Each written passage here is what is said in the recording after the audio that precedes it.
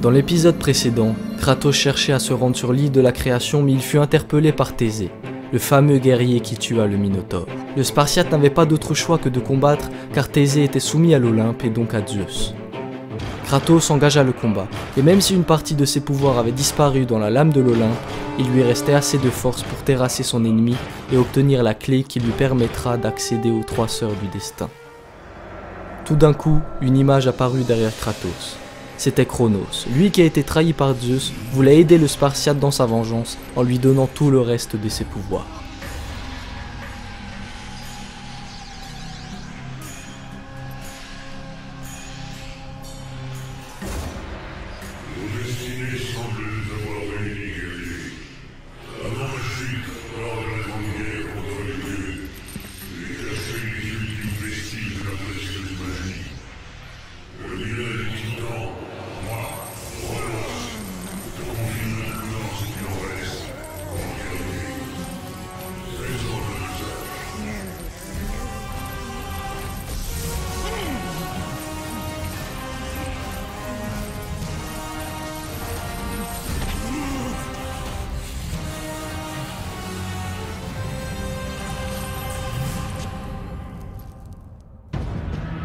Maintenant la clé entre ses mains, il pouvait se rendre sur l'île en question et pour cela il activa les 4 immenses chevaux tirant d'énormes chaînes pour la rapprocher.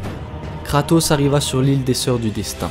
Celle-ci se cachait au cœur de la flèche de terre où se réunissent tous les fils du temps.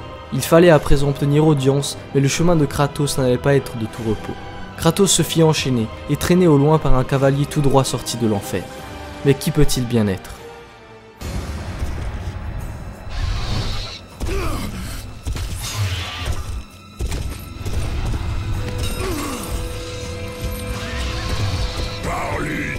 C'est donc vrai. J'ai surmonté de nombreux obstacles pour franchir les gardiens d'Hadès, mais je me suis échappé des feux du tourment pour changer mon destin. Et pour me récompenser, les Sœurs du Destin m'honorent de leur lumière et m'offrent l'objet même de ma vengeance, Kratos, le serviteur d'Arès. Est-ce que tu te souviens de ce jour, Spartiate ? Je ne pourrai jamais oublier ce jour. En effet, Kratos n'oubliera jamais ce jour, car c'est le jour où il implora Arès de le sauver, lui et son armée de la mort. Après avoir obtenu les lames du chaos, Kratos tua le chef ennemi qui se trouvait à présent devant lui, prêt à combattre et à se venger. Cette fois-ci, c'est le fantôme de Sparte qui va partir sans sa tête.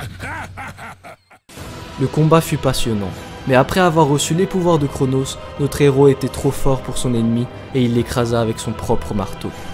À présent, les Sœurs du Destin paraissent plus près que jamais, mais encore beaucoup de défis attendent le fantôme de Sparte.